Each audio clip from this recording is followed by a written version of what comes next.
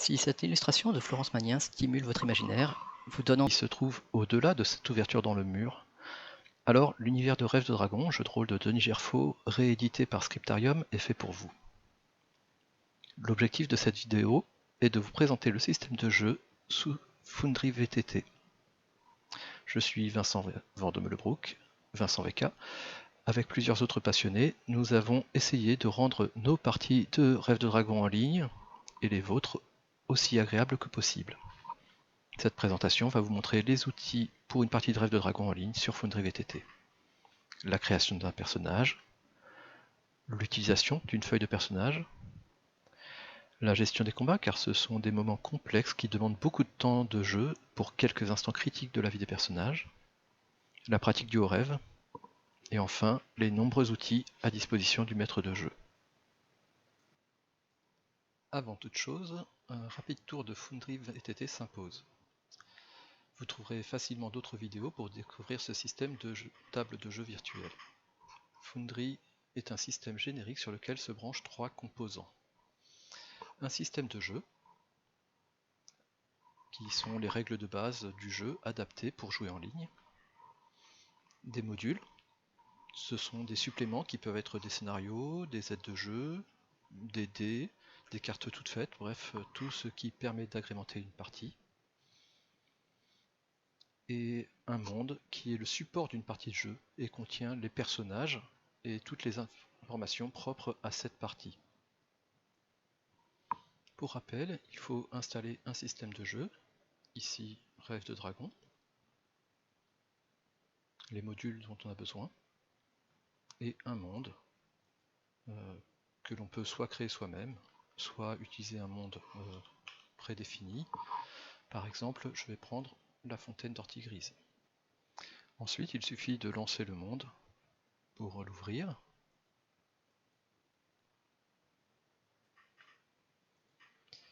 Et donc, pour commencer, je vais partir de la droite vers la gauche. L'onglet des paramètres permet de configurer tout un ensemble de choses importantes. Les options générales de Foundry, du système de jeu, des modules installés, le choix des modules. Donc je disais que je voudrais avoir Dice on Ice.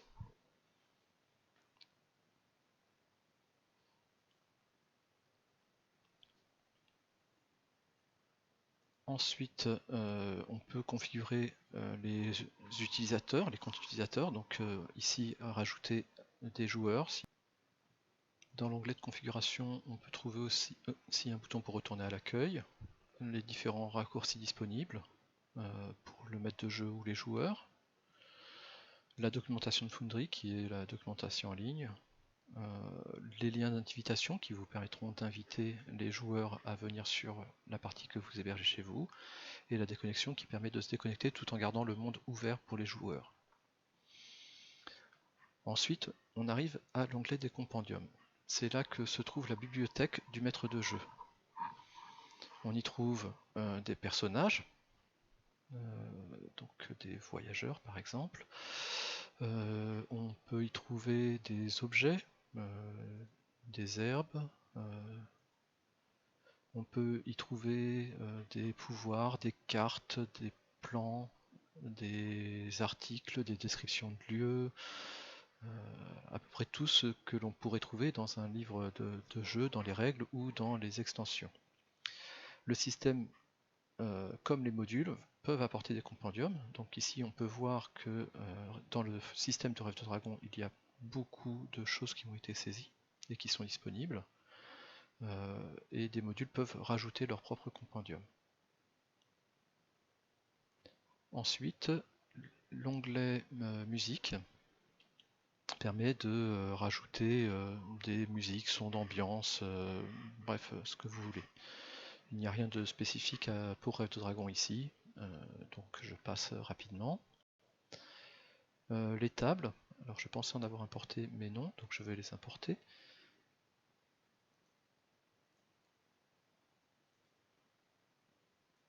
Donc c'est ici que l'on va pouvoir trouver les tables d'ombre de Thanatos, de queue de dragon, les différents signes, des signes draconiques par défaut, enfin, tout un ensemble de tables qui sont proposées avec le système de jeu.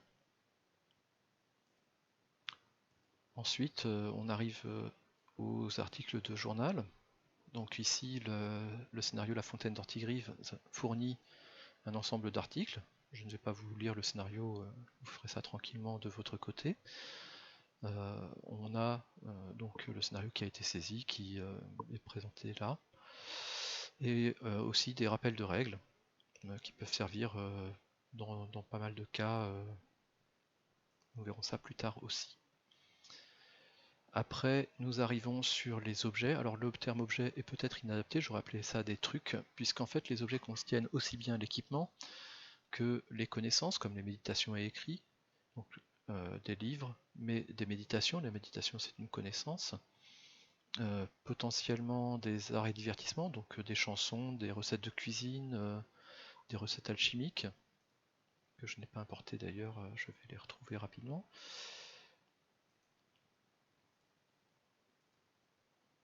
Bref, tout ce qui peut définir un personnage. On peut aussi avoir des sorts, des queues de dragon, tout est en fait objet. Donc si on cherche dans l'équipement, on peut voir qu'il y a beaucoup de choses disponibles, une armure de cuir, on pourrait trouver différentes choses, donc un cuir épais, cuir souple, cuir métal. Bref, on peut assez facilement trouver tout ce qui est dans le livre de règles. Ensuite, on arrive aux acteurs. Les personnages, moi j'appelle ça plutôt des acteurs parce que il y a effectivement des personnages, donc les personnages prétirés du scénario La Fontaine d'Ortigrise, qui sont en fait les voyageurs fournis avec les règles de Rêve de Dragon.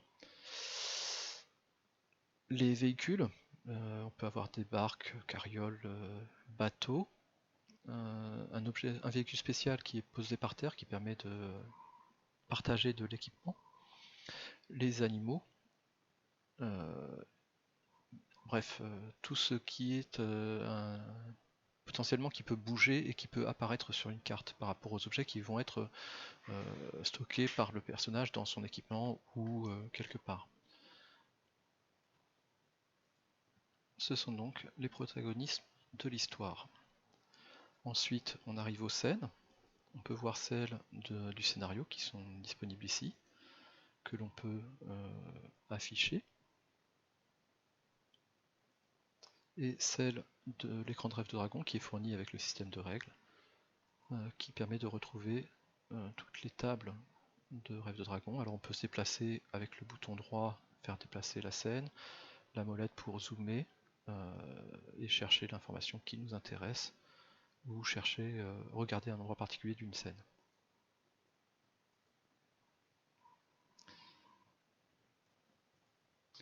Ensuite, nous avons l'onglet combat qui permet de créer des rencontres pour gérer l'initiative, l'ordre des combattants dans une scène de combat.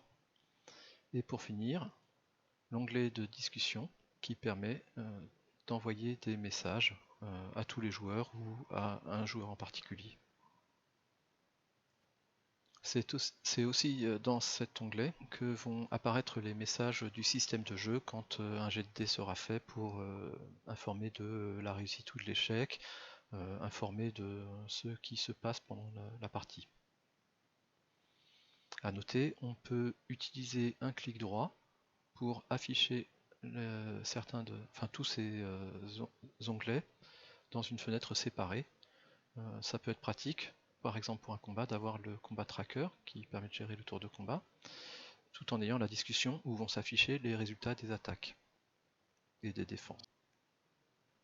Pour un tour d'horizon de la scène elle-même, des options de sélection de tokens, de ciblage, de mesure de distance, les outils de mesure permettant de représenter des zones d'effet, les tuiles qui permettent d'agrémenter une scène vue de haut, les outils de dessin, de création de murs, de lumière, de son localisé, d'entrée de journal, tout ça vous trouverez sur d'autres vidéos qui ne sont pas spécifiques à Rêve de Dragon.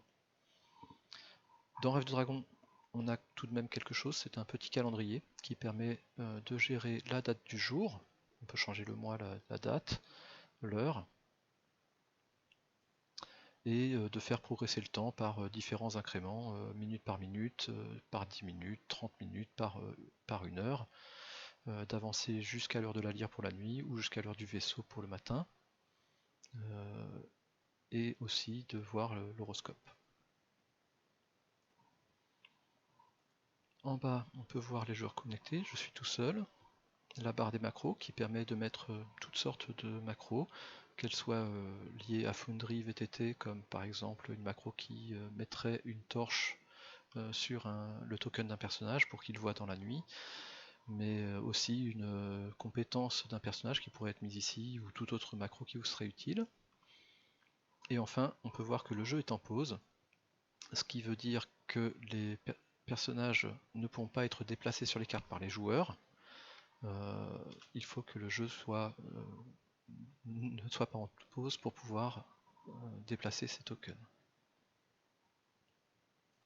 Bien, nous allons maintenant créer un personnage pour voir un petit peu à quoi ressemble la feuille de personnage de Rêve de Dragon. Il faut lui donner un nom.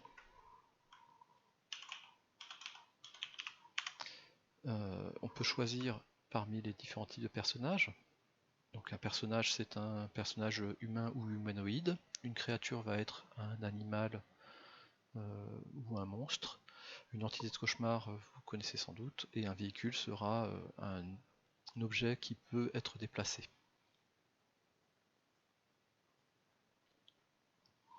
Donc la feuille de personnage se présente en plusieurs parties. Dans la partie haute, vous avez des informations générales d'état, la vie, l'endurance, la fatigue, le rêve, les différents compteurs, bref. Vous pouvez noter que la grille de fatigue est affichée quand on fait passer la souris au-dessus. Pareil ici. Vous avez quelques boutons qui sont disponibles, qui permettent de faire un certain nombre d'actions. Certains boutons ne sont pas visibles pour les personnages qui ne sont pas au rêvant. Et dans la partie basse, nous avons des onglets correspondant aux caractéristiques, compétences, les informations liées au combat avec les blessures, les savoirs et tâches où vont apparaître les chansons, les danses, les jeux, les recettes de cuisine, recettes alchimiques, bref, tout ce qui est connaissance et tout ce qui est tâches en cours pour les tâches qui durent sur un temps assez long. Le haut rêve, où vont apparaître queue, souffle, tête de dragon, et aussi pour les hauts rêvants, les sorts en réserve, tout ce qui concerne le haut rêve. L'équipement, dans lequel pour l'instant nous n'avons rien, juste des monnaies mais aucune quantité dans ces monnaies. C'est là que l'on va pouvoir mettre tout l'équipement, les contenants, organiser tout ça. On peut aussi y mettre des montures, des véhicules. Donc si jamais un personnage a une charrette et un cheval, bien on pourra relier sa charrette et son cheval au personnage ici. Et enfin, un onglet avec la description du personnage, les informations classiques que l'on peut saisir. Une bibliographie, des notes, un journal de l'expérience gagnée, les notes du maître de jeu, ce genre de choses. Pour commencer, nous allons saisir les caractéristiques. Pour cela, nous allons déverrouiller les caractéristiques et simplement saisir les valeurs qui nous intéressent. Je ne connais pas par cœur les valeurs pour Nitouche.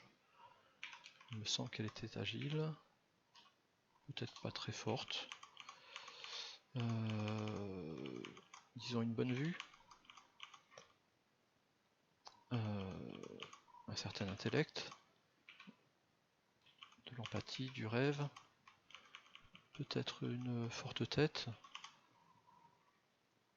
Elle est, je crois, plutôt considérée comme jolie. Nous pouvons maintenant passer à peu près à la suite. Avant cela, on peut positionner la valeur de chance actuelle. sinon on oublie assez facilement. Et passer maintenant aux compétences. La saisie des compétences suit le même principe. On peut verrouiller ou déverrouiller les compétences, filtrer pour ne voir que celles qui sont développées, donc là pour l'instant on est en train de créer un personnage, il n'y en a pas, afficher les valeurs d'archétype, et afficher des contrôles qui permettent de visualiser éventuellement le détail de la compétence. Cette fenêtre-là est pratique si on veut changer la caractéristique utilisée par défaut pour une compétence, ou bien une difficulté libre que l'on s'impose par défaut. C'est utile par exemple pour les combats où souvent les gens finissent par utiliser la même difficulté à chaque fois. En tout cas pour le maître de jeu, c'est pratique pour que ces créatures et ces personnages non joueurs aient une difficulté d'attaque qui ne soit pas zéro sans avoir besoin d'aller la remplir à chaque fois. Donc, quelles compétences pourrait-on donner? Le chant. Ensuite, le corps à corps, esquive, dague.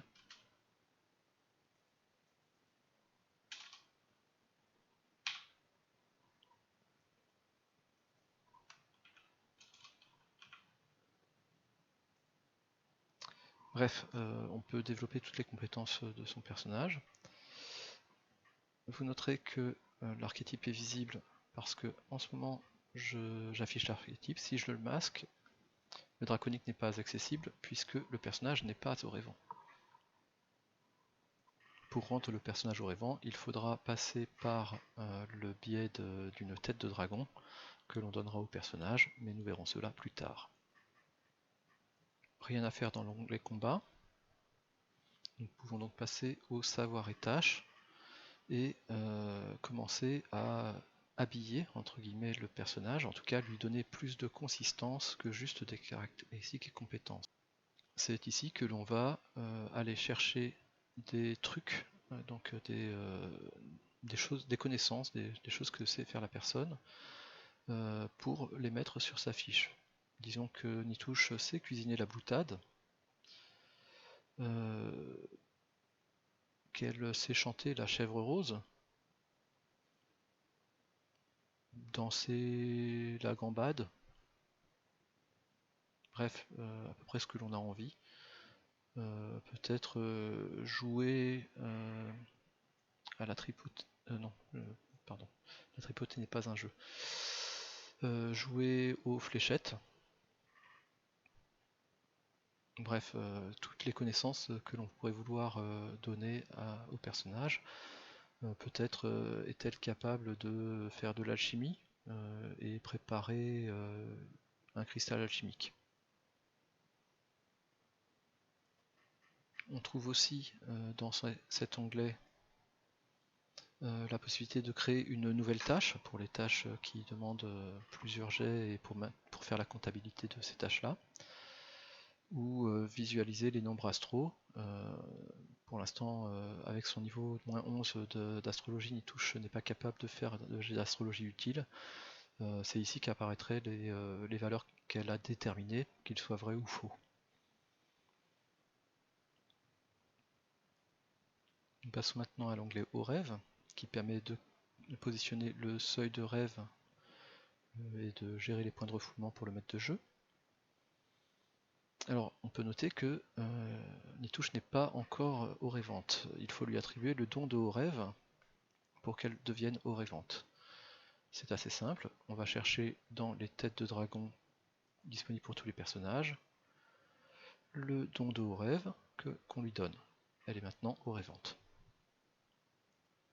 Nous pouvons maintenant lui donner des compétences de haut rêve, disons hypnose à +3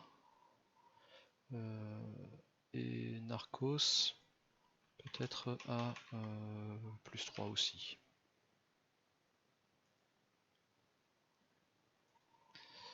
Nous allons lui donner quelques sorts, des sorts de narcos.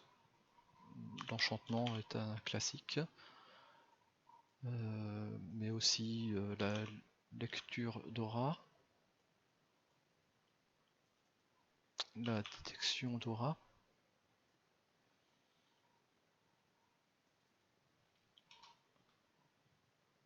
Peut-être quelques sorts d'hypnose. Alors, un sort d'hypnose. Le fou rire. Bref, on peut lui donner beaucoup de sorts si on veut. On voit que ces différents sorts peuvent être ici visualisés pour savoir dans quelle case les lancer, quels sont les paramètres, les bonus de cases qui auraient pu être gagnés au fur et à mesure des différents lancers de sorts.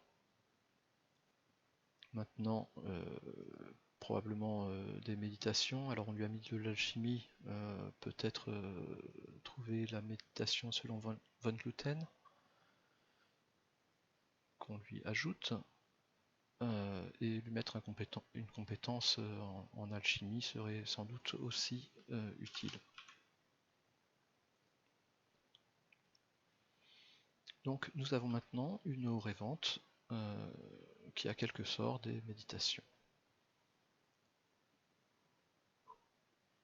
Dans l'onglet équipement, nous allons maintenant lui ajouter différentes choses. Alors vous noterez que j'ai ajouté depuis le compendium, donc je peux tout à fait trouver un cuir souple dans le compendium et lui ajouter. Mais je peux aussi chercher un objet qui serait une dague dans les objets que j'ai importés et lui ajouter. Ça revient strictement au même. On peut lui donner un sac à dos.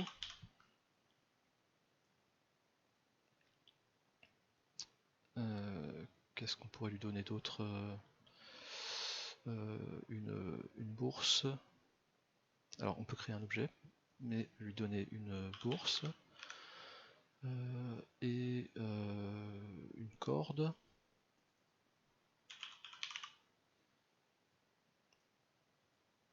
Une cordelette, donc on y est. Et c'est assez mal rangé, donc on va mettre la cordelette dans le sac à dos, la corde dans le sac à dos. On peut lui donner une ceinture, un ceinturon de cuir dans laquelle elle pourrait passer sa dague quand elle ne l'utilise pas, ou bien la sortir pour l'utiliser, et à ce moment-là choisir de l'équiper, c'est-à-dire c'est l'arme qui sera utilisable, de même que l'on peut équiper le cuir souple, ce qui veut dire que le cuir souple protégera. Nous allons maintenant voir la description, donc sexe féminin, 18 ans, le poids, je ne sais plus, 63 kg disons, 1m70 peut-être, les cheveux blonds, si je ne m'abuse, d'après les illustrations de Roland Barthélémy colorisées pour la 3e édition. Les yeux bleus, l'heure de la sirène, main droite comme main directrice, et je pense qu'on a saisi l'essentiel. Notre personnage est maintenant créé. Voyons comment gérer ses actions en cours de partie. La plupart se font par un clic simple qui ouvre une fenêtre de résolution secondaire pour enseigner la difficulté ou toute autre information et lancer les dés. Alors déjà, ce que l'on peut voir, c'est que la vie et l'endurance n'ont pas évolué quand on a augmenté les caractéristiques. Nous pouvons y remédier, donc soit en augmentant ici ou en diminuant les valeurs. Nous pouvons saisir directement la valeur ici, augmenter. Mais bon, il y a un autre moyen, c'est d'utiliser dans les boutons qui sont ici, le deuxième ici, disponible uniquement pour le maître de jeu, qui permet, si jamais le personnage est dans un mauvais état,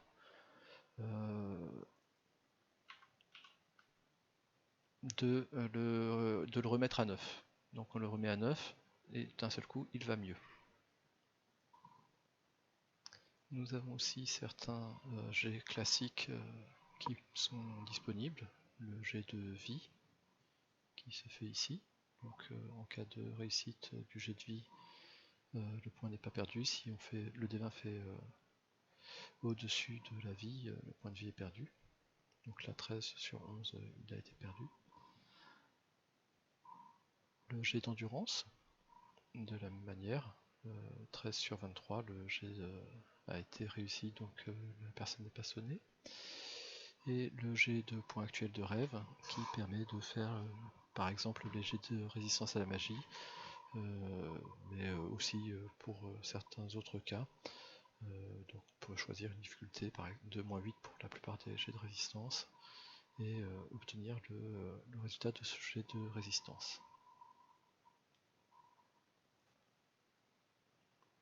Dans les autres boutons qui vont être utiles en cours de jeu, ce bouton d'encaissement permet de faire un jet d'encaissement. On ne l'utilisera pas vraiment en combat, puisque en combat c'est beaucoup plus automatisé que ça, mais par exemple pour une chute, on pourrait choisir de faire un encaissement en limitant l'armure à 2, bien en ne comptant pas d'armure pour d'autres cas. C'est un seul meuble, donc dans les coups non mortels. On voit qu'un message est arrivé ici. Nitouche a encaissé à -2 sur la table des coups non mortels, un jet d'encaissement de 6, 2 de protection d'armure. Elle ne subit qu'une contusion. Bon, je vais la remettre à 9. Ensuite, en cours de jeu, la nuit, nous allons pouvoir utiliser le bouton de récupération pour dormir heure par heure et récupérer le rêve en faisant son dé de rêve de dragon, son dé draconique pour savoir si c'est un rêve de dragon. On pourra dormir plusieurs heures. Ce bouton permettra aussi de récupérer les segments de fatigue au fur et à mesure. Et en cas de don de double rêve, les 2 jets de récupération seront effectués. Vient ensuite le bouton Château dormant qui permet d'effectuer tous les jets, tous les ajustements qui ont lieu à la fin de l'ordre du Château dormant.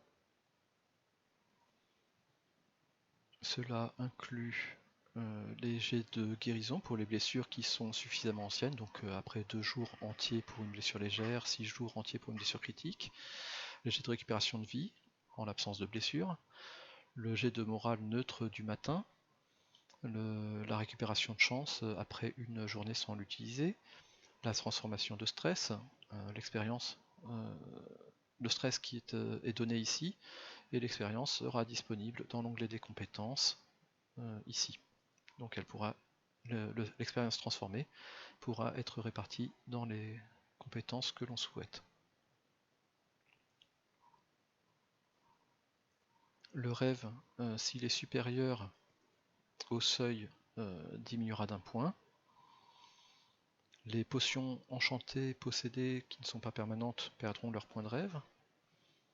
Et si jamais le personnage n'a pas consommé suffisamment d'eau ou de nourriture, ce qui sera indiqué ici, un message rappellera qu'il faudrait qu'il mange plus. C'est quelque chose qui est optionnel et qui peut être désactivé si vous ne souhaitez pas vous en inquiéter. Enfin, nous avons 3 boutons pour le haut rêve qui permettent de monter dans les terres médianes, de monter en accéléré dans les terres médianes et de visualiser les terres médianes. Bon, le demi-rêve est placé en A1. Peut-être que l'on pourrait le placer, je ne sais pas, en G7 pour commencer. Donc pour le maître de jeu, il suffit de positionner ici en G7 et nous pourrons voir que le demi-rêve est en G7. Bien, je vais passer maintenant au jet de caractéristiques et aux actions possibles sur les caractéristiques dérivées. Donc il suffit de cliquer sur le libellé de la caractéristique souhaitée pour effectuer un jet de dextérité par exemple, avec une difficulté libre ou des conditions. La différence entre les deux, c'est que la difficulté libre, c'est celle que l'on choisit et qui sera imposé à un adversaire potentiel. Les conditions permettent d'avoir des bonus éventuellement pour des actions plus faciles ou des difficultés supplémentaires. Parfois on peut utiliser la difficulté libre pour un jet seul, ça n'a pas vraiment d'importance. On voit qu'on peut faire appel au moral.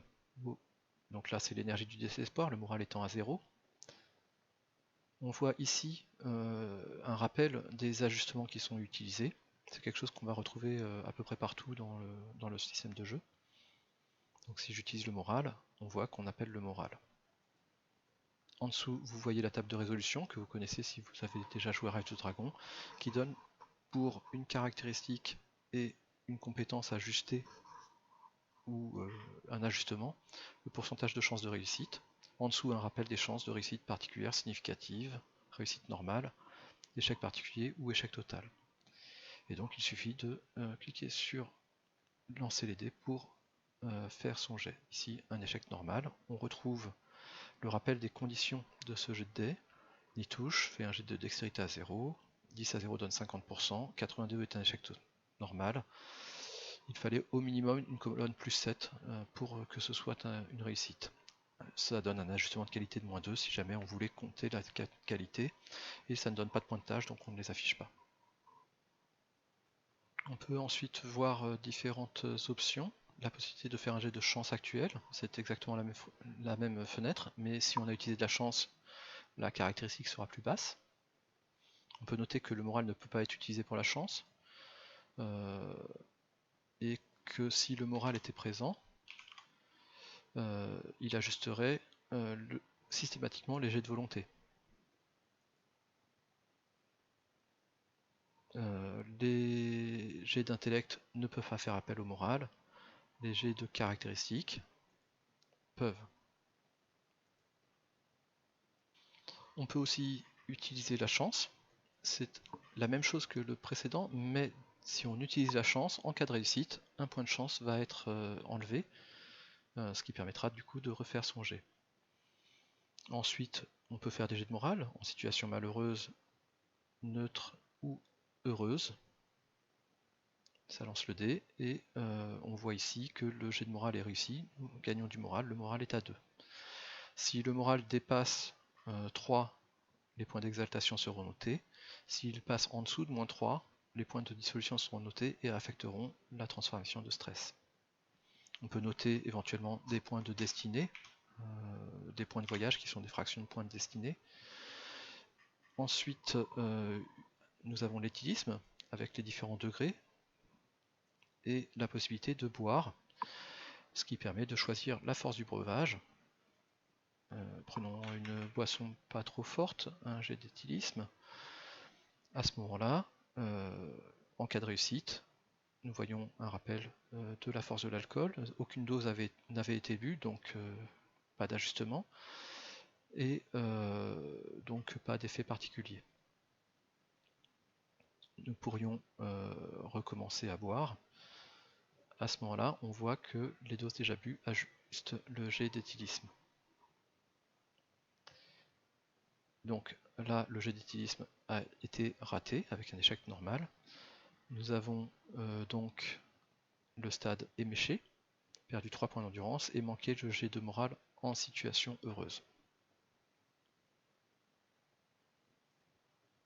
Enfin, nous pouvons transformer le stress ici, ce qui n'est pas très utile puisque nous avons déjà vu le bouton château dormant qui à la fin de la nuit fait automatiquement le jet de stress. Nous passons maintenant aux compétences. Le principe est le même. Pour faire un jeu de compétences, il suffit de cliquer sur la compétence, choisir la caractéristique s'il faut la changer, choisir une difficulté, faire appel au moral. Nous voyons donc un rappel de l'ensemble des choses qui s'appliquent sur ce jet de dés. 60% de chance de réussite. Et nous pouvons donc faire le jet de chant qui sera réussi. Ceci fournit un point de tâche. Pas d'ajustement de qualité particulière. Le moral reste de 2 puisque le jet est réussi. Supposons maintenant un jet de bricolage avec peu de chances de réussite. qui va donner une réussite particulière. Alors, je fais le G.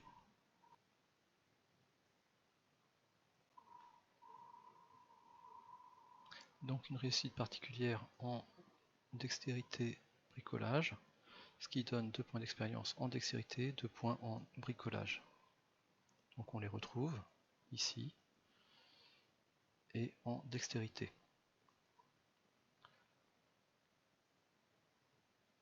Si j'avais eu plus de points d'expérience, on peut noter que la compétence apparaîtrait en doré pour indiquer qu'elle peut augmenter, et un bouton apparaît pour augmenter automatiquement, dépenser l'expérience et augmenter automatiquement du nombre de niveaux correspondants. La même chose s'applique si une caractéristique se trouvait avec suffisamment d'expérience pour progresser. Elle apparaît en doré avec un bouton pour augmenter qui permet d'augmenter automatiquement. J'avais indiqué qu'on peut glisser une compétence dans la barre de macro. Pour l'utiliser pour un joueur, c'est direct. Pour le maître de jeu, il faut qu'un token sur la scène qui soit sélectionné pour savoir qui effectue ce jet.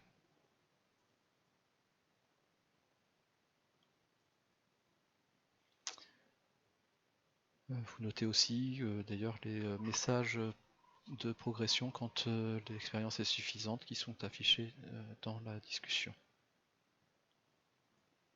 Nous allons maintenant revenir à l'onglet savoir et tâches. Alors pour ouvrir le personnage, il y a une différence subtile qui est que pour l'instant mon personnage n'est pas lié au token. Donc il peut y avoir plusieurs versions de Nitouche.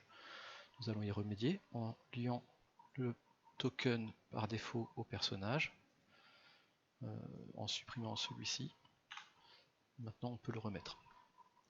L'intérêt c'est que si on regarde ce token là maintenant, alors je n'ai pas encore sauvegardé, donc je mets à jour le token, ce que vous devrez faire vous aussi bien sûr, et donc ce token est maintenant lié au personnage, ce qui veut dire que ce qui lui arrive au personnage directement. Ça permet aussi d'ouvrir directement la feuille de personnage, qui est la même que la feuille que l'on ouvre par cette fenêtre là, par ce bouton là. Donc le combat, nous y reviendrons plus tard. L'onglet savoir et tâches permet de faire le même genre de choses, à savoir chanter une chanson connue. Donc on ouvre la fenêtre de la chanson avec un petit rappel de ce qu'est cette chanson, la caractéristique et la compétence qui s'applique pour chanter, c'est Louis avec la compétence chant. La difficulté de l'œuvre est de -3, il n'y a pas d'ajustement de conditions, donc peut-être un très bon orchestre pourrait aider, ce qui donne un ajustement final et la possibilité de chanter. Dans ce cas-là, on peut noter que sont indiquées la qualité de l'interprétation, donc une chanson de niveau 3 avec une réussite significative donne une qualité de 4. La même chose s'applique pour d'autres types d'œuvres, pour la danse, pour la cuisine. La cuisine est un peu plus complexe. On peut choisir d'appliquer des proportions. Par exemple, produire 2 fois plus de bloat que ce qui est par défaut. L'ajouter automatiquement à l'équipement, ce qui sera utile pour pouvoir manger plus tard cette bloutade. Et donc on peut cuisiner. C'est une réussite normale. 16 portions de bloutade ont été préparées, ajoutées à l'équipement. Le plat est de qualité 1 puisque c'est une réussite normale. Il ne reste plus qu'à faire goûter. Le même principe s'applique pour les jeux, pour d'autres types d'œuvres. Nous pourrions inventer une œuvre générique en utilisant n'importe quelle compétence. Par exemple, de la jonglerie se ferait sans doute avec dextérité, jonglerie. Nous pouvons bien sûr mettre une difficulté, un spectacle de difficulté -3, et une description. Alors pour la difficulté d'ailleurs, je vais juste vérifier. La difficulté doit être, c'est le niveau, donc le niveau doit être de 3 pour une difficulté de -3.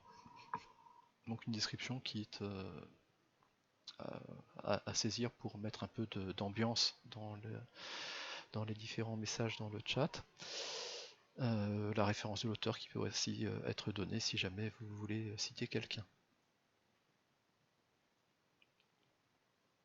Et donc, possibilité de créer cette nouvelle œuvre que je n'ai pas nommée. Bon, avec un niveau -11 en jonglerie, je ne pense pas que ce soit faisable. Autre savoir qui est géré un tout petit peu différemment, les recettes alchimiques. Pour les recettes alchimiques, eh bien, vous le savez sans doute, il faut arriver à certaines consistances ou à certaines couleurs, et donc dans la recette, on peut cliquer sur la consistance à atteindre pour automatiquement faire le jet qui s'applique, dextérité alchimie avec l'ajustement de difficulté -2 qui est imposé, ce qui donne 60% de chance de réussir cette étape. Alors il faudrait regarder bien sûr l'étape en question, les points de développement qu'il faudrait avoir, laisser reposer, enfin ce genre de choses. Et donc on peut accomplir les différentes étapes les unes à la suite des autres pour réaliser le cristal alchimique.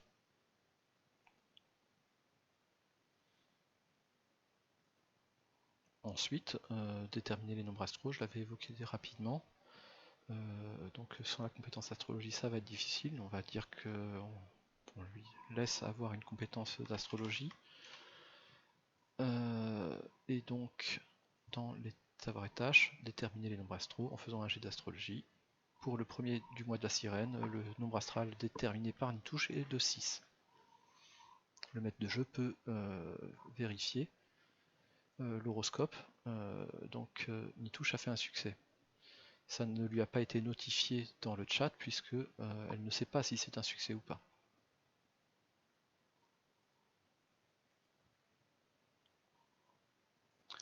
Sur les nombres astraux, on peut aussi noter que 12 nombres astraux sont déterminés par défaut, ce qui donne de la marge. Et si on change la date en cours, donc passons au 3 de la sirène, 2 nombres astraux vont être déterminés. Donc épée et de nouveau épée. Pour les dates supplémentaires dans cette séquence de 12 jours pour lesquels on a les nombres astraux. Donc si on regarde, le 13 sirène épée, le 14 sirène épée, c'est ce qui a été indiqué dans la discussion, pour le maître de jeu uniquement. D'ailleurs c'est à noter, la différence de couleur ici indique que le maître de jeu seul peut voir ce message, celui-ci est visible pour tout le monde. Si on voulait faire un jet privé, on pourrait, en choisissant ici un jet caché, qui donc serait visible par le joueur et le maître de jeu, un jet en aveugle, visible uniquement par le maître de jeu, un jet privé qui est visible par le joueur qui lance les dés et qui ne permet pas de gagner d'expérience, pour éviter qu'un joueur lance les dés pour lancer les dés. Je ne vais pas parler tout de suite du haut rêve, qui mérite une partie propre, mais plus de l'équipement, pour vous montrer la boutade que nous avons créée. Elle peut être divisée en plusieurs paquets, donc si on veut donner de la boutade à quelqu'un par exemple, nous pourrions séparer en plusieurs tas de boutades. Nous pouvons aussi les rassembler, à condition que ce soit les mêmes objets. On ne peut pas mettre de la boutade et du cuir souple ensemble, ça n'a pas de sens. Mais si les objets sont les mêmes, ils pourront être regroupés. Alors la nourriture peut être mangée. Donc si on veut consommer pour Nitouche qui fait une taille de 9, 2 points de sustentation, nous pouvons la manger comme elle a une qualité de 1, il y aura un jet de goût cuisine à +1 qui permettra éventuellement de gagner du moral. Si on regarde dans les caractéristiques, on peut voir que la sustentation a été augmentée pour correspondre à ce qu'a mangé Nitouche.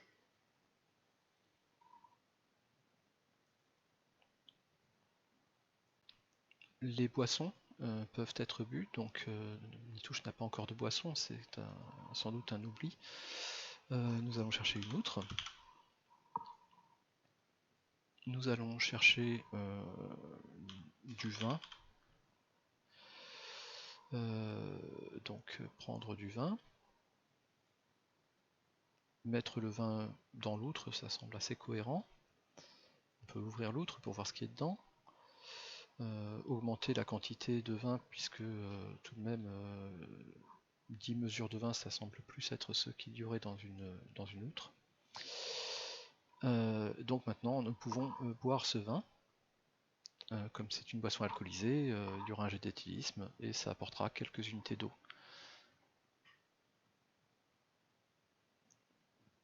Il semble que Nitouche ne tienne pas très bien l'alcool. Donc échec normal sur son jet d'éthylisme, ce qui fait qu'elle est maintenant grise. Elle a perdu un peu d'endurance, raté son jet de morale en situation heureuse, c'est le deuxième, l'alcool est triste, et elle s'arrête de boire. On peut voir qu'effectivement elle a bu un petit peu, donc c'est noté comme étant de l'eau même si c'est du vin. Et nous allons la remettre en pleine forme pour éviter tout malus pour la suite. De la même manière, les potions peuvent être bues et fabriquées. Donc si je cherche dans les objets, ai-je importé... Non, je n'ai pas importé la botanique. Du coup, je vais aller chercher dans la botanique de la méritoine. Donc de la méritoine que je vais mettre dans l'équipement de Nitouche. Je vais lui en mettre suffisamment de brins, une quantité de 20 brins.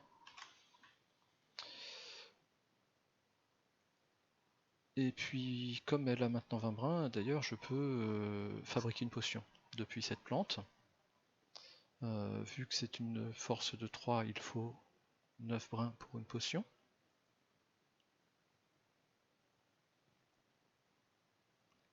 Et j'ai maintenant dans mon équipement une potion de méritoine dont les caractéristiques sont disponibles. Alors je peux la voir ici. Si elle devait être enchantée, il suffirait de changer la catégorie et dire que c'est une potion de soin enchantée et donner son nombre de points de rêve. Et donc maintenant c'est une potion de soin enchantée. On pourrait la renommer en disant qu'elle est enchantée ici, si on en a envie.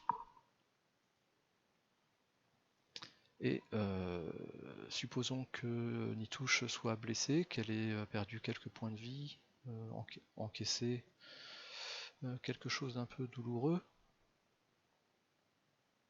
C'est une blessure grave. Donc elle a été sonnée, maintenant elle n'est plus sonnée, la potion a été enchantée et elle souhaite boire sa potion. Donc on va voir que là elle a une blessure grave. Il n'y a pas eu de premier soin, on pourrait noter ici les bonus de soins complets ou de pansement.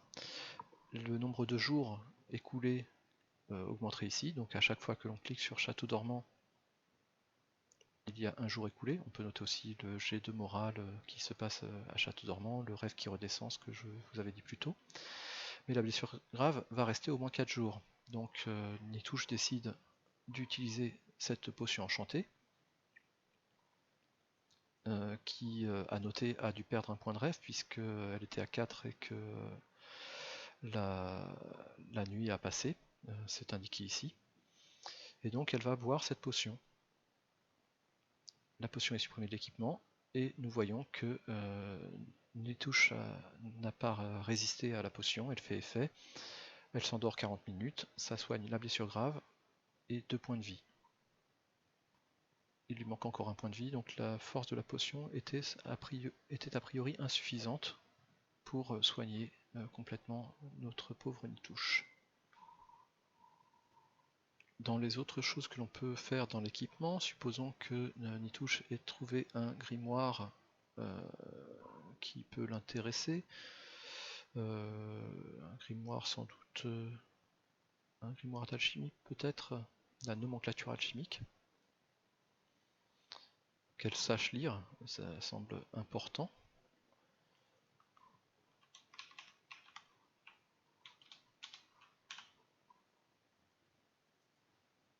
Donc elle sait maintenant lire et elle peut lire le livre depuis l'équipement, ce qui a pour effet de préparer une tâche et de permettre de la lancer immédiatement. La tâche apparaît dans les savoirs et tâches, ce qui fait que si jamais par la suite le livre est transmis à quelqu'un d'autre, il sera possible éventuellement de redemander le livre pour le lire sans forcément le transférer d'équipement. Ou s'il est perdu pendant un certain temps et qu'il n'est pas accessible, la tâche est toujours là, Nitouche pourra reprendre sa lecture quand elle en aura envie. La difficulté est assez difficile, je pense que ça va être un échec. Non. Donc au bout de 60 minutes, un point de tâche obtenu, l'avancement est de 1 sur 18 et c'est fatigant de lire ce livre assez complexe. Dernier point concernant l'équipement, il est possible de partager l'équipement. Alors par défaut, les joueurs ne peuvent pas partager avec n'importe qui, il faut qu'ils soient propriétaires en termes de droit des personnages entre lesquels va transiter l'équipement, sinon le maître de jeu lui peut le faire entre tout le monde. Ce qui me fait penser que je ne vous ai pas montré la possibilité de configurer les personnages et de dire que les droits sur Nitouche, c'est un joueur spécifique qui est propriétaire. Je pourrais prendre ce personnage là et configurer les droits pour dire que le même joueur est propriétaire et à ce moment là le joueur pourrait transmettre des objets d'un de ces personnages à un autre. Je pourrais aussi considérer que ce cheval que je peux dupliquer est maintenant le cheval du groupe. En général j'utilise plutôt une mule personnellement, mais un cheval ça marche aussi. Donc je peux éditer le cheval, changer son token prototype pour dire qu'il est lié, donc maintenant le cheval est bien un cheval spécifique. On va l'appeler Karn, ce cheval. Et donc si je donne le droit au joueur de propriétaire sur le cheval, les joueurs pourront faire ce que je vais faire, c'est-à-dire mettre la nourriture dans les sacoches du cheval. Donc pour ça, rien de plus simple. On prend la boutade que Nitouche a préparée, on la met sur le cheval, vous voyez qu'elle a disparu ici, et dans l'équipement du cheval, on retrouve la boutade. Alors, le cheval pourrait théoriquement la manger, mais ça ne marche pas, ça ne marche que pour les personnages. Donc on peut remettre la boutade ici, et arriver au dernier point important de l'équipement, le fait que on peut le vendre ou le donner. C'est ce petit bouton qui permet de proposer de la boutade à ses compagnons. J'imagine que Nitouche qui a préparé cette boutade partage avec ses compagnons autour du feu de camp.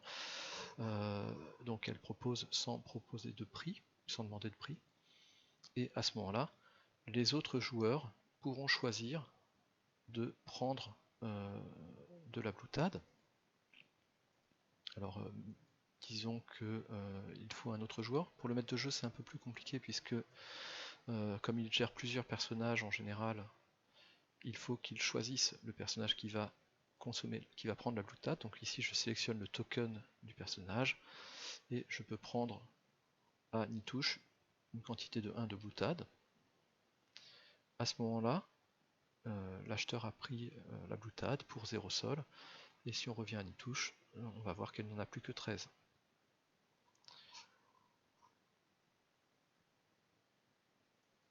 Elle pourrait aussi essayer de vendre sa boutade, en vendre maximum 6 par lot de 3, et la vendre plus cher que 3 deniers, la vendre, je ne sais pas moi, 10 deniers, les 3 points de sustentation de boutade.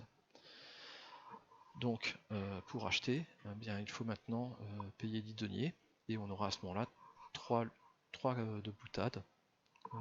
Il y a 4 lots disponibles, puisque Nitouche en avait 12 dans son équipement et que j'ai dû mettre, je pense, un maximum, un nombre de lots qui était de 4. Si je voulais vraiment limiter à des lots de 3, je pourrais en mettre 2 et ne pas tout vendre. Voilà, je pense qu'on a à peu près fait le tour de l'équipement. On n'a pas évoqué l'argent. Disons que cette personne est intéressée pour acheter de la boutade. Automatiquement, la boutade est enlevée de Nitouche et elle a reçu 10 deniers qui apparaissent dans son argent. On peut lui donner quand même plus d'argent que ça, si on a envie, assez facilement. Si on veut augmenter beaucoup la quantité, je recommande de venir ici et de choisir de lui mettre 20 sols, ça va quand même plus vite. Nous avons donc vu un petit peu Foundry, la création d'un personnage à rêve de dragon et la feuille de personnage de rêve de dragon, les actions courantes et la gestion de l'équipement. Maintenant nous allons passer davantage à la gestion de la partie et de deux aspects assez complexes et importants qui sont les combats et le haut rêve. Donc je vais commencer par les combats. Pour cela, supposons qu'une créature hostile s'attaque à Nitouche. Nous allons prendre, je ne sais pas moi, une brolutrieuse. Alors, je devrais peut-être me placer sur une carte plus intéressante, donc je vais le faire tout de suite. Quelque part dans la forêt. Donc je suis dans la forêt. J'ai donc une brolutrieuse ou une brolute simple qui est ici, ça ressemble à un gros rat. Je peux le faire tourner en faisant CTRL et la molette. J'ai Nitouche, alors je ne lui ai pas encore donné une jolie image. Je pourrais chercher dans le système Rêve de Dragon les images de voyageurs, afficher ici à quoi cela ressemble, trouver si possible Nitouche. Je sélectionne le fichier, donc maintenant elle a une jolie représentation. Modifier aussi son token pour choisir une image vue de haut si l'on souhaite. Je pense, je ne vois pas très bien, mais le ruban érudit fera l'affaire. Et donc maintenant Nitouche peut être positionné ici. Nous voyons donc les deux tokens. Nous pouvons faire tourner avec CTRL molette. Et maintenant nous intéresser au combat. Donc pour le combat, moi je recommande d'afficher le combat tracker dans une fenêtre séparée. La discussion pour avoir l'ensemble des GD, vous avez vu à quel point c'est intégré dans le système d'avoir les résultats ici. C'est dans quasiment tous les systèmes de Foundry, je pense que les GD apparaissent dans la discussion. Et donc il va falloir dire quels sont les personnages en combat. Nous allons sélectionner en tant que maître de jeu les deux tokens qui sont impliqués et venir ici pour les mettre dans un état de combat. Ils apparaissent à ce moment-là dans le combat tracker. Vous voyez apparaître aussi sur l'un des personnages sélectionnés les initiatives sur la droite. En déplaçant un peu le combat tracker, vous voyez les compétences de combat d'attaque sur la gauche. Pour lancer l'initiative, il suffira donc de cliquer sur la compétence choisie pour le token choisi. Ceci peut être fait par le joueur pour son personnage et par le maître de jeu pour les monstres, créatures et personnages ou joueurs impliqués.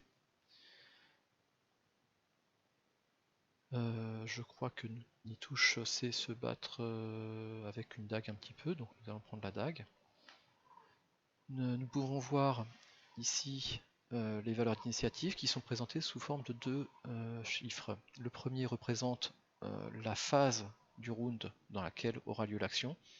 Le deuxième, au sein de cette phase, représente l'ordre dans lequel les personnes vont agir.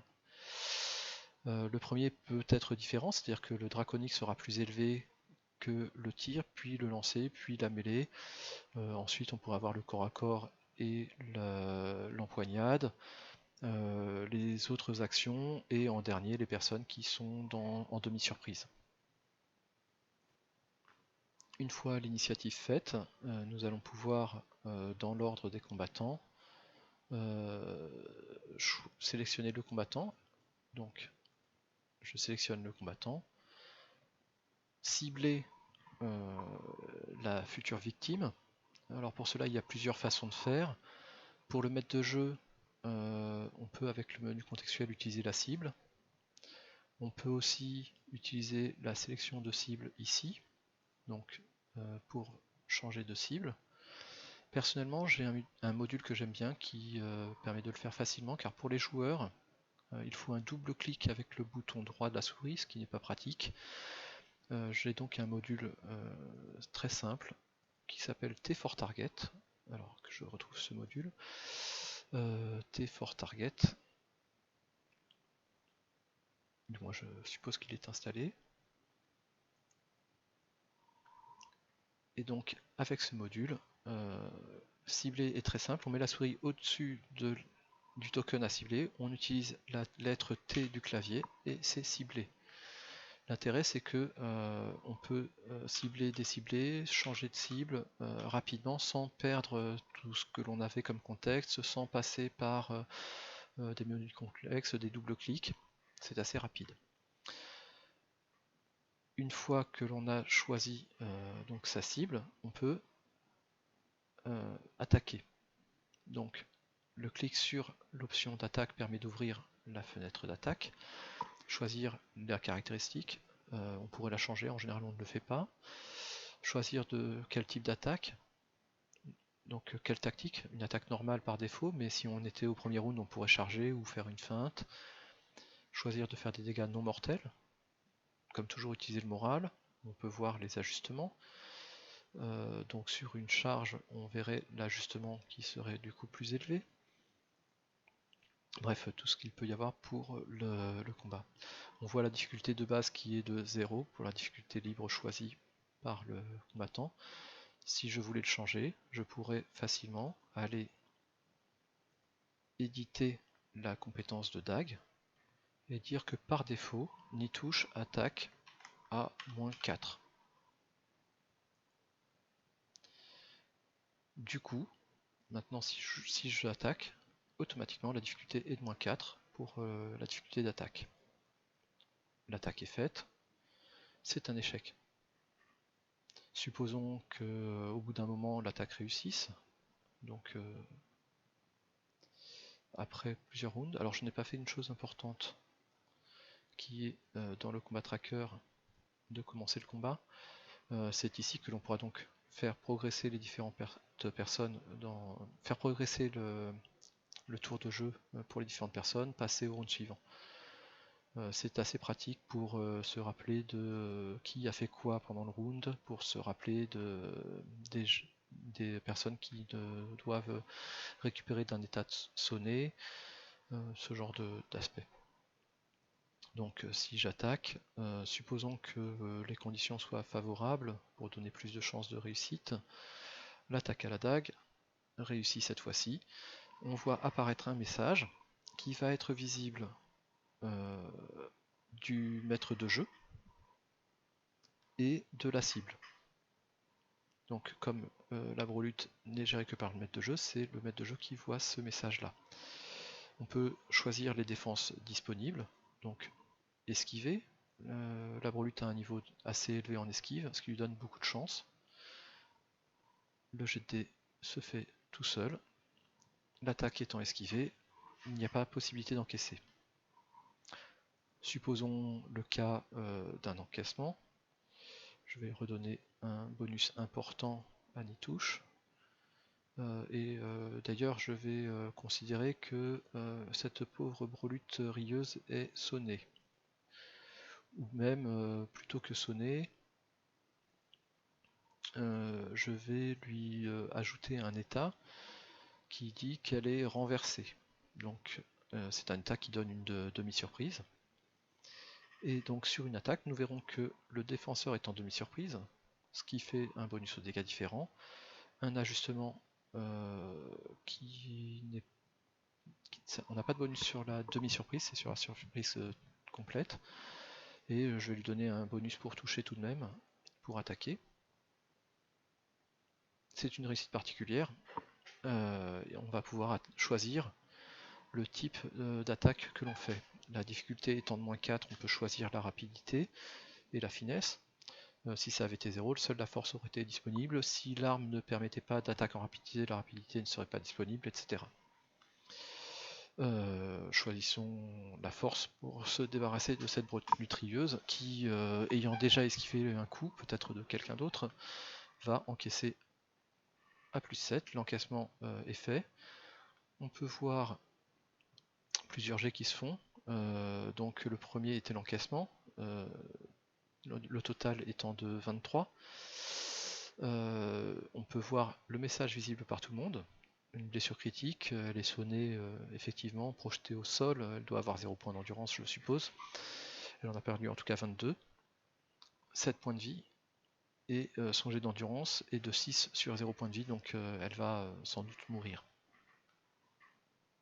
Voilà pour une passe de combat. Bien sûr, il pourrait y avoir plusieurs passes de combat, plusieurs intervenants, et donc on passerait au suivant. On pourrait passer au round suivant.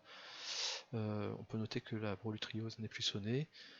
Différentes choses qui vont se passer. Elle pourra envisager de se relever, enfin si elle avait été vivante. Bref, une gestion assez pratique. On peut noter aussi dans le message que sous la violence du coup, la brolutrieuse a reculé et chuté au sol. Donc elle a été projetée, et ça c'est lié aux jets de recul qui sont faits automatiquement. On avait vu plusieurs dés se lancer, c'est le jet de recul. Si jamais l'attaque avait ciblé un personnage, nous pouvons refaire l'exercice en remettant cette brolutrieuse à 9.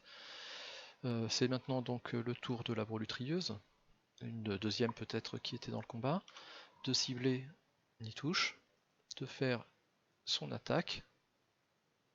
Supposons qu'elle réussisse facilement son attaque, et que Nitouche, pour une raison ou pour une autre, est un ajustement de conditions qui rend la défense vraiment difficile, et du coup qu'elle rate. À ce moment-là, on voit qu'elle peut tout de même faire appel à la chance, ou à la destinée, puisque je lui avais mis un point de destinée ou deux. Donc si elle fait appel à la chance, on ouvre la fenêtre pour faire son jet de chance. On peut voir que l'ajustement astrologique de -4 va rendre ceci difficile, donc elle pourrait choisir de le faire quand même, ou bien d'utiliser la destinée pour faire une réussite significative.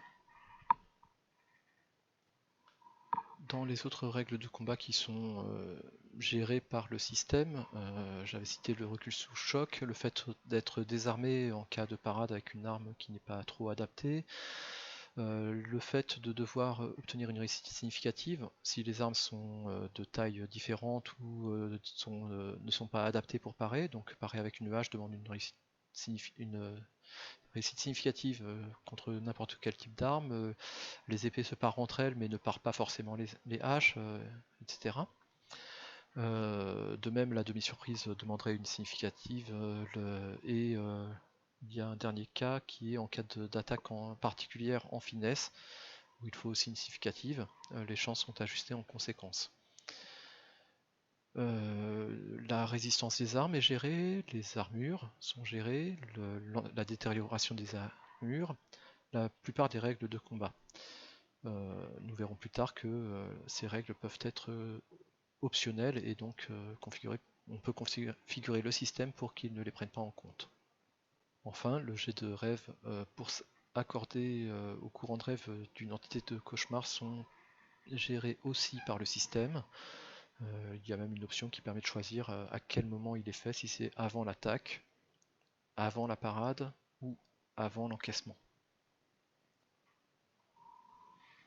Nous pouvons maintenant passer à la partie plus onirique, le haut rêve. Le haut rêve dans notre système de jeu Foundry est assez avancé. Nous allons donc regarder les terres médianes. Donc Nitouche, que nous allons remettre en forme, peut-être avec plus de rêves, va monter dans les terres médianes.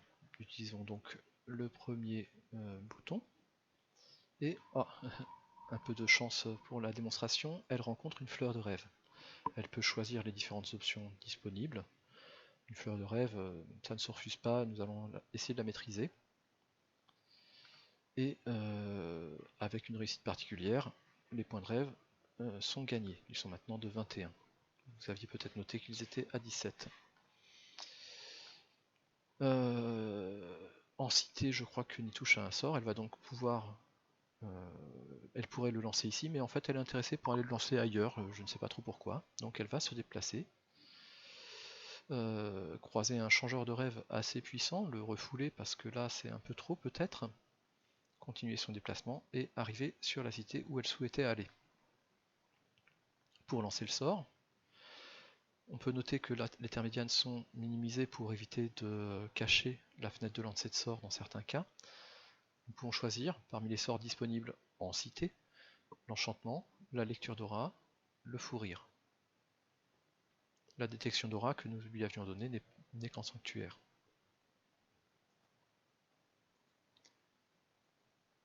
Donc, supposons qu'il s'agisse d'un fou rire. Nous pouvons noter que c'est la voie d'hypnose, une difficulté imposée de -5, pas de bonus de case. Nous pouvons le mettre en réserve puisqu'il s'agit d'un sortilège. Essayons de le mettre en réserve. Raté. Donc il faudrait théoriquement fermer la fenêtre des terres médianes, ce n'est pas fait actuellement automatiquement. Nous corrigerons ça bientôt. Donc essayons de nouveau de mettre ce sortilège en réserve.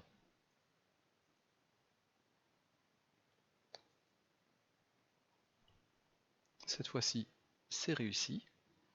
Le demi-rêve reste dans les terres médianes et Nitouche peut se décaler. Nous voyons ici que le fou rire de 5 points de rêve est en réserve dans les terres médianes. Et Nitouche retourne sur l'autre cité pour la suite. Elle va maintenant, vu qu'elle a beaucoup de points de rêve, peut-être enchanter une potion. Donc pour cela, monter dans les terres médianes, lancer un sort. C'est un enchantement. Vous pouvez voir que comme il s'agit d'un rituel, l'ajustement astrologique est appliqué. Choisir de mettre 4 points de rêve. La difficulté reste assez difficile, donc il y a des chances que ce soit raté, peu importe, je dirais. Voilà. Et elle quitte automatiquement les terres médianes puisque ce n'est pas une mise de sort en réserve. La plupart des mésaventures ou des bonus dans les terres médianes sont aussi gérés. C'est-à-dire que si Nitouche obtenait une tête présent des cités, nous pouvons voir ici la tête et les présents qui sont ajoutés dans les terres médianes. Si nous regardons les terres médianes rapidement, nous voyons des présents dans les cités qui en ont encore, et donc Nitouche sera capable d'en bénéficier quand elle montera dans les terres médianes.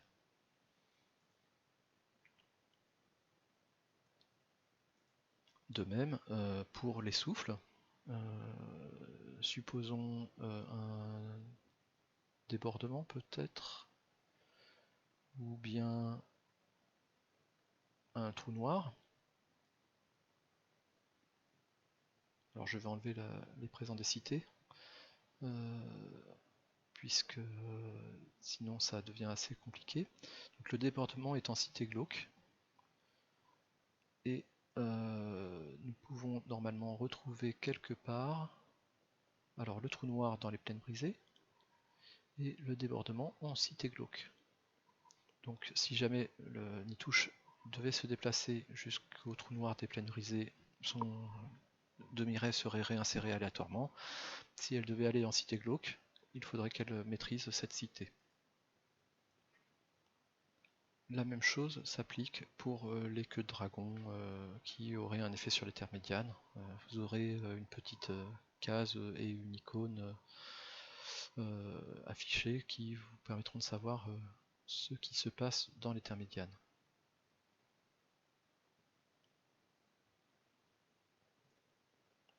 Notre cher Nitouche va maintenant méditer pour essayer d'apprendre de nouveaux sorts, donc utiliser la méditation de Van Gluten. À ce moment-là, nous avons un rappel de ce en quoi elle consiste. Il faut une flamme, être sur un pont. C'est un jet d'intellect alchimie. Il faut avoir bu une boisson alcoolisée. Nous avons fait ça tout à l'heure. Il faut que ce soit l'heure du roseau. Ah non, nous sommes à l'heure du vaisseau, ce n'est pas bon. Se frictionner les coudes avec de l'eau salée, c'est possible. Et le visage couvert d'un tissu. Cela donne donc un jet d'intellect alchimie à -1 pour faire cette méditation. Donc le jet de méditation étant fait, il est réussi. Il faut qu'elle aille dans un pont pour pouvoir faire la lecture. Je vais faire une montée rapide parce que je ne suis pas sur la bonne case et me déplacer jusqu'au pont. J'ai maîtrisé, non je n'ai pas maîtrisé, donc je vais au pont et là je peux lire un signe draconique. Donc je vais lire le signe draconique, essayer en tout cas, et vu que c'est un échec, je n'ai pas pu obtenir d'expérience. De la même manière, je pourrais avoir un signe draconique qui soit créé par le maître de jeu, donc il suffit de créer un signe draconique. Alors ce n'est pas trié, ça devrait. Une libellule perchée sur une branche dans un rayon de soleil.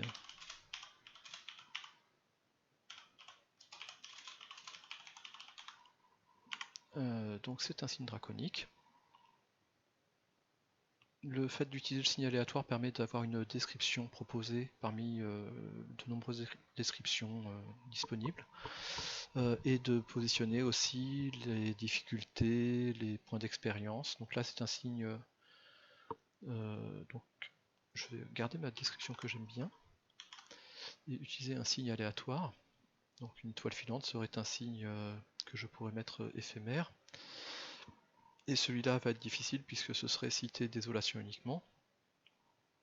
Je vais rajouter le pont. Donc pont, désolation cité.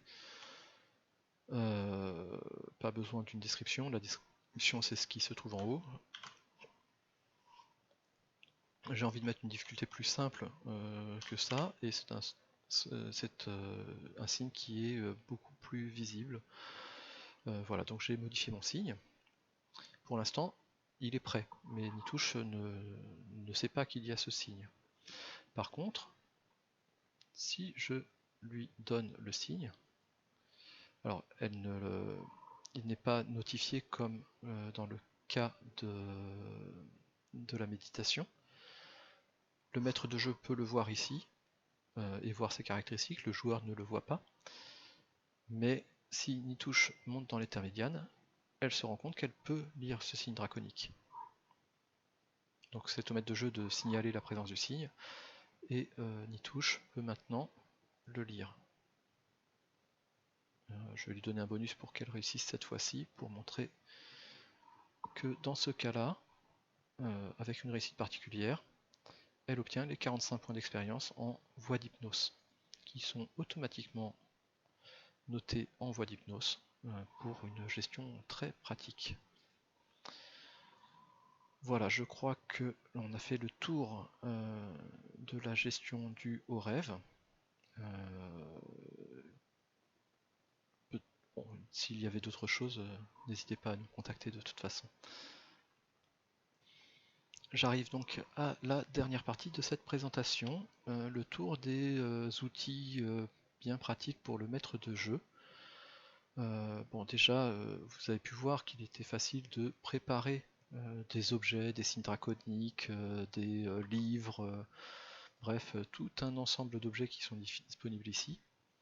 Vous pourriez créer votre propre queue de dragon pour la donner à un personnage, votre propre type de boisson alcoolisée, ou même une soupe si vous voulez. Bref, n'importe quel type d'objet peut se préparer. Vous pouvez aussi préparer vos créatures, monstres, entités de cauchemar, personnages non joueurs, vos scènes. Ça, c'est un peu ce qui est de base dans Foundry.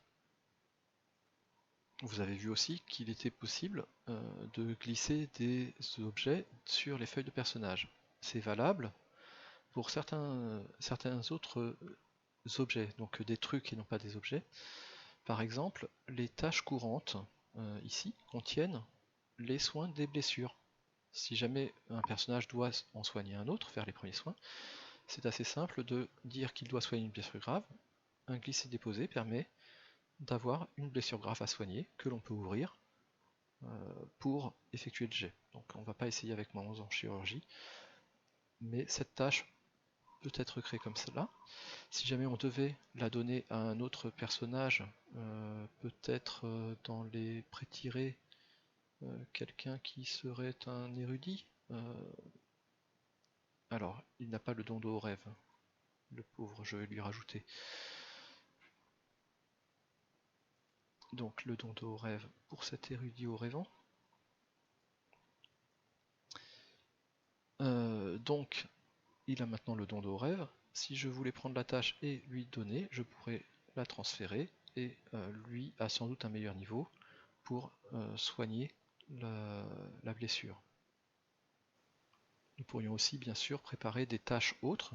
Par exemple, s'il est prévu que pendant le scénario, les voyageurs construisent un radeau, une cabane, n'importe quoi, il suffit de préparer la tâche à l'avance et ensuite de leur donner. Nous avons prévu d'autres outils pour simplifier la vie du maître de jeu, qui se tape dans la fenêtre de discussion, ici, /aide pour afficher cette fenêtre qui résume ce qui est disponible. Les dés spéciaux, donc le /roll c'est la commande de Foundry standard, mais nous avons rajouté le D7, le dé draconique et le dé des heures. Donc /R1DH permet de lancer le dé des heures et avec un joli symbole. /astro pour afficher les heures de chance ou de malchance pour une heure de naissance donnée à l'heure en cours. /DDR pour lancer un dé draconique plus 7, c'est le rêve de dragon. Le /nom génère un nom aléatoire en se basant sur 2 syllabes dans un dictionnaire de syllabes. Payer permet de demander au joueur de payer un montant.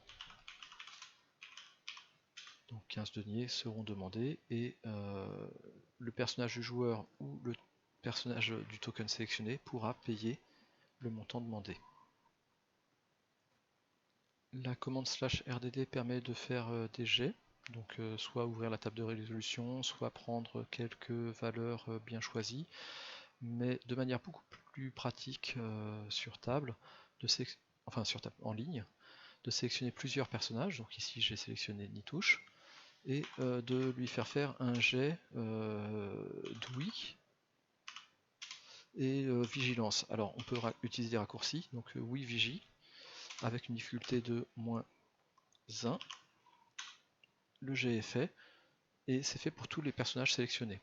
Si j'avais choisi de le faire en jet caché, ou plutôt pris jet en aveugle, seul le maître de jeu aurait le résultat, les joueurs ne verraient pas le résultat du jet de dés. Ensuite, la possibilité de créer des signes draconiques à la volée. Donc signe plus rajoute un signe aléatoire, éphémère sur un certain nombre de cases. Il s'applique au haut rêvant, par défaut celui qui est sélectionné, donc Nitouche. Et donc le message va apparaître. Le joueur de Nitouche aurait ce même message qui lui signalerait la présence du signe et pourrait choisir d'aller dans l'intermédiaire. Les signes sont éphémères, donc le maître de jeu peut facilement les enlever en faisant un signe moins, et à ce moment-là, on peut voir dans le haut rêve que Nitouche n'a plus de signe. Donc si je recommence, j'ajoute un signe pour Nitouche, il apparaît ici, Nitouche est notifié. Si jamais elle met trop de temps à le lire, il peut disparaître très facilement. Tous les signes éphémères sont enlevés. Si je mets un signe qui n'est pas éphémère, par contre, le fait d'enlever les signes éphémères ne supprime pas ce signe-là. Donc c'est le cas d'un signe qui serait sur un objet physiquement dans les mains de Nitouche. Il ne disparaîtra que quand elle l'aura lu, enfin pour elle. Ensuite, nous pouvons donner du stress à des personnages en utilisant la commande /stress, le nombre de points, la raison, et en dernier, le nom du personnage, si jamais ça ne s'applique qu'à un personnage spécifique. Le /table permet de tirer dans différentes tables, faire les tirages, donc pour tirer une compétence au hasard, un désir lancinant, une ombre, une queue, enfin tous les types de tirages dont on peut avoir besoin pendant une partie.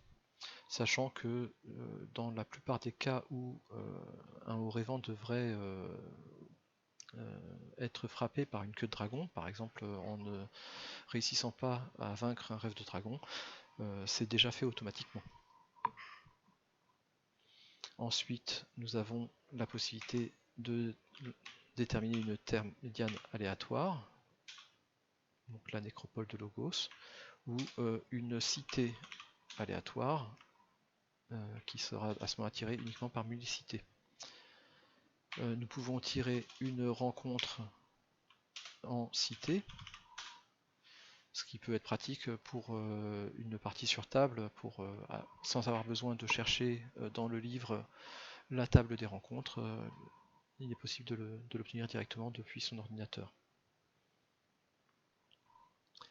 Et déterminer quelle serait la rencontre 30 en cité, c'est un passeur de rêve de 4 points. Donc ça peut être pratique davantage sur table que en virtuel. En virtuel, l'utilisation des termes médianes permet de directement avoir ces rencontres qui sont faites. Dernière commande, déterminer l'expérience nécessaire pour augmenter de caractéristiques ou de compétences.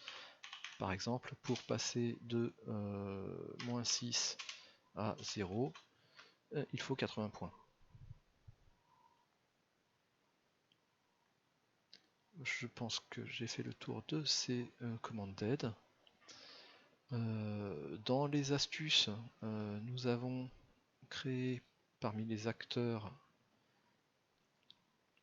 alors dans les véhicules, un véhicule spécial posé par terre, qui, je recommande, devrait avoir les droits propriétaires pour tous les joueurs. Ce qui permet du coup à n'importe qui de dire dans mon équipement j'ai quelque chose qui n'est pas très utile pour moi, je le pose par terre, et n'importe qui pourrait le prendre. Donc c'est un moyen d'échanger entre les différents joueurs. J'ai aussi signalé qu'un animal pouvait remplir le même rôle et donc servir à transférer de l'équipement. Donc si vos joueurs comme les miens ont une mule ou un cheval, ils peuvent l'utiliser de cette manière. Nous avons une scène spéciale qui est donc dans le compendium du système, l'écran de Rêve de Dragon. Alors il est déjà ici, et il rappelle toutes les tables utiles, certaines qui sont déjà saisies dans le système, d'autres qui ne sont pas forcément disponibles. Je pense par exemple aux difficultés de tir qui ne sont pas gérées dans le système, à la fatigue de marche peut-être. Bref, c'est un rappel. Les heures de naissance, enfin les heures sont disponibles ici aussi. Bref, tout un ensemble de choses qui ne sont pas forcément immédiatement disponibles et qui sont bien pratiques en partie pour ne pas avoir à se référencer au livre de règles. Nous avons aussi un certain nombre de rappels de règles dans le compendium qui sont pas forcément indispensables, mais des fois on peut en avoir besoin. Nous avons le matériel de base qui est plus utilisé à la création pour fournir aux joueurs accès à tous les objets, mais cette fois-ci regroupés par catégorie. et surtout d'avoir accès à une liste, de pouvoir facilement regarder ce qui les intéresse, voir le prix, l'encombrement, un ensemble de choses qui sont moins accessibles si l'on passe par le compendium d'équipement, dans lequel on a la recherche, mais il faut savoir que quelque chose existe pour le rechercher. Là, ça permet davantage d'avoir un catalogue et de chercher dans le catalogue. Ce sont les mêmes objets, c'est-à-dire que si je prends la poêle à frire, ce sera la poêle à frire qui est dans le compendium.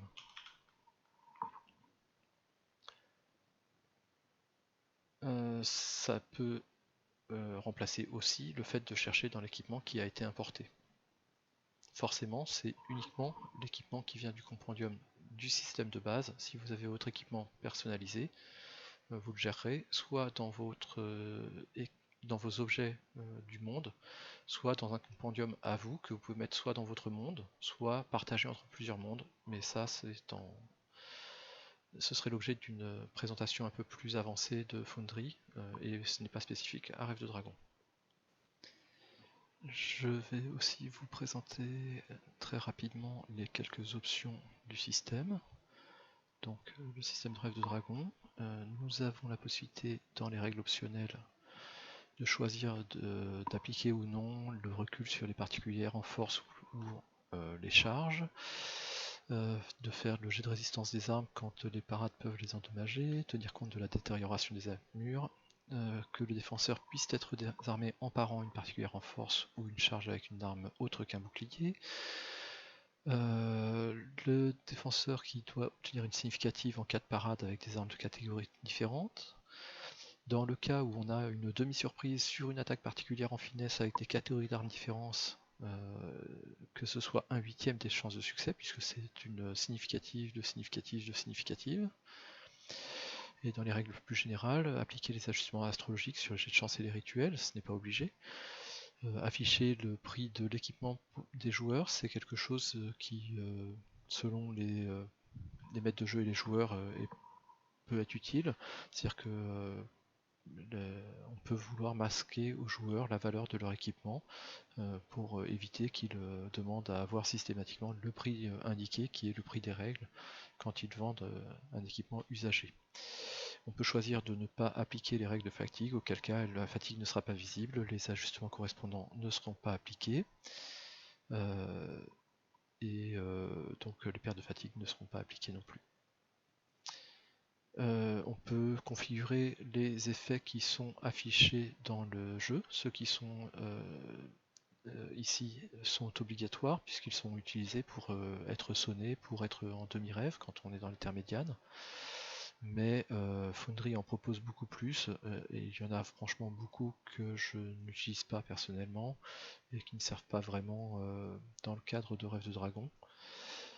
Radioactif, empoisonné, malade pourrait, mais corrodé, gelé, brûlant ne sont pas vraiment utiles.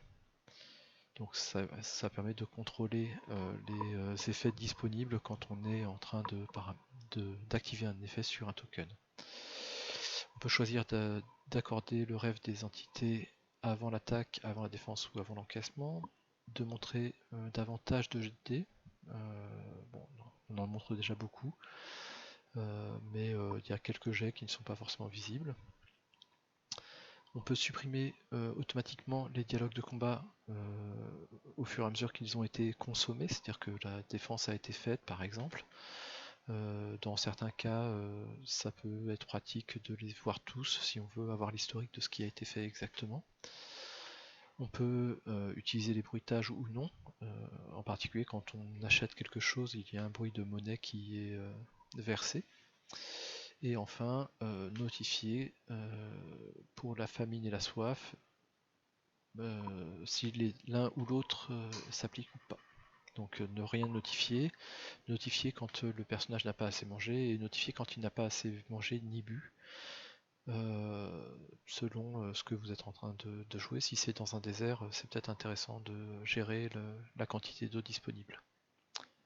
Pour finir, et même si c'est peut-être l'une des premières choses que l'on a quand on ouvre un nouveau monde dans Rêve de Dragon, il y a une entrée dans les rappels de règles, qui est la documentation pour le maître de jeu et les joueurs, qui est aussi l'occasion de remercier Scriptarium, Gidus et Roland Barthélemy qui ont autorisé l'utilisation de différentes images, les silhouettes de créatures, les terres médianes, l'écran de Rêve de Dragon, avec qui nous avons communiqué pour la mise en place du système, et aussi de remercier le reste de l'équipe de développement, le ratier bretonien, qui a initié le système et énormément travaillé dessus, mais aussi les personnes qui ont fait les petites mains et saisi tous les nombreux compendiums, Grendel, Fred, Michael Nom, Fab, d'autres qui nous ont rejoints et qui ne sont pas notés ici, c'est quelque chose à corriger, le Félix,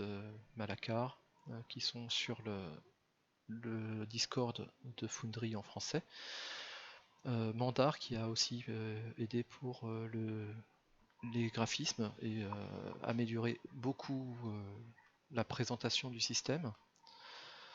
Si vous voulez nous contacter, vous avez ici le lien pour nous rejoindre sur le Discord, sur le channel Rêve de Dragon. Et ce que vous aurez d'autre dans cette documentation, c'est un petit peu les bases de la prise en main. Mais je dirais que ces bases sont presque très limitées par rapport à la vidéo que vous venez de regarder jusqu'au bout peut-être. Merci en tout cas de votre attention, j'espère vous voir bientôt sur le Discord, et n'hésitez pas à nous faire part de vos retours.